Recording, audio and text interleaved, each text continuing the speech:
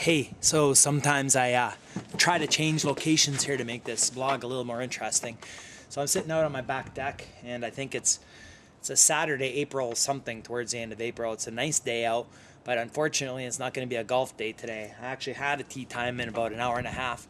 It looks okay outside, but it's actually pretty windy, and anyways, golf is not happening today, so I'm doing my blog, and then I'm going to go meet one of my buddies over at his clinic today, and we're going to go through his office and help him get set up. Anyways, I like to use a little bit of props in my blogging to make it a little more interesting. Today I was talking about how to make more money next year by thinking like a boss. So I want you to think about this.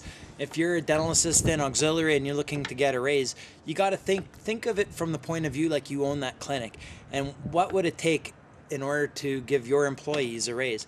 The number one thing is, if a business is profitable and doing well, there's plenty to go around. So you might think you know what's going on at your office, but the only way to guarantee yourself some security and to make sure that you're going to move forward in your own ambition to make more money, if that's what your goal is, and more benefits maybe, is to make sure that you're producing for your boss. Think like a boss in order to get what you want out of it. I see a lot of employees every year, they ask for a raise and they're not doing anything different than they ever did the year before. So if that's the case, if you're not producing more or doing anything more, why do you think you deserve a raise? That's what I'm curious about. I'm a commission salesman. I get paid exactly on what I sell.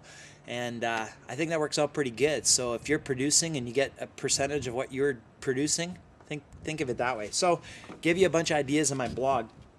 Anyways, some of the ideas from the reception desk. Make sure those operatories are booked. Keep them booked fully. Use technology. I like a product called Demand Force. It's worth going to that site and getting a preview. That can help you make sure that those chairs are fully booked all day long. I can't guarantee results, but take a look at the product. It might work for you. Answer your phone. Sounds easy, but you know what? I don't know how many offices that I've called, and I get the there's one receptionist up front, and all I always get is the answering machine. A lot of people, I think patients just hang up. They don't want to call back. They want to talk to a person, so they don't always want to leave a message. Try to make sure that you have somebody that can answer that phone. If you can't get to that call right away, put somebody on hold and come back to them. Make sure you got a voice on that answering machine. Lunchtime and after hours, make sure there are services out there actually that, and come over to my blog site and you can take a look at some of the links. There are services that can do virtual answering for you that are qualified dental assistants that know how to run your practice. It's called virtual assistant. So something to check into if you don't have time to answer the phone. Dental assistants, a million different ways you can help increase production in your office. So some of the opportunities: number one, expand your skill set. Make sure that you know how to offer all the services that your doctor is interested in. Get on board as part of the team and make sure that look at some alternative stuff like making lab appliances in your office. Become a chairside CAD/CAM specialist. Learn how to make all those different types of lab appliances. Learn how to use that intraoral camera, so when your doctor's not in the room, maybe you can help out with that. Make sure those images are ready to go. Make sure you understand your software fully, the treatment planning. Give your patient the best experience possible. Try to turn over that operatory really quick. Find efficiencies in setup and takedown of the instruments. The sterilization area, that's your baby. Be proud of what you do. Organize your operatories. Look for tub systems, tray systems. Make sure that you're running efficiently. The faster that you can turn over those operatories, the more efficient your practice becomes, the better it is for the whole team. Hygiene.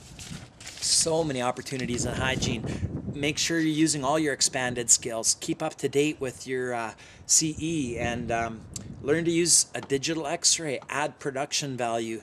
Make sure that those operatories, again, are turned over quickly in between patients. Try and stay on time. That's a bad experience that I have sometimes when I go to my hygienist. I understand that they get into over their head sometimes, or cleanings take a little bit longer. Try as hard as you can to stay on time. Patients like that. Respect patients' time. Use your skills as a hygienist. Make sure you're promoting that oral hygiene to the patient, and having them understand compliance is important. Have them come in for those regular treatments, and the best way to encourage that is to make sure you're educating them properly. Don't just expect compliance. Educate if you want compliance. A huge thing that I'm a big believer in is if you're going to recommend to a patient to use certain floss or to use a power brush, have them available at your office. I'm not telling you to become Mr. Super Salesman. Give them the option before they leave of taking that product that you're recommending away with them. Don't send them on a Easter egg hunt all over the city looking for the products when you can have them in your office. Part of patient compliance and good education and good oral health. Associates, dentists, time's money. Turn over those operatories quickly. Make sure you're running on time. So anyways, this blog is getting to be a long one, and I wanted to show you something real cool. Also, I'm a big time into my music, so I have this little, it's called the Traveler guitar. I picked it up. It was one of the first guitars I bought. I started playing guitar about 2 years ago, and this is one of the first guitars that I picked up because I couldn't stand to be away from my guitar whenever I traveled, and I go away half a dozen times a year. I'm on the road. So I picked up this really neat little guitar. Check this out. It actually plugs in. You can plug it into an amp from this side. It actually plugs into an amp, or you can actually just plug in your headphones so that you can play quietly. And pretty cool. Like,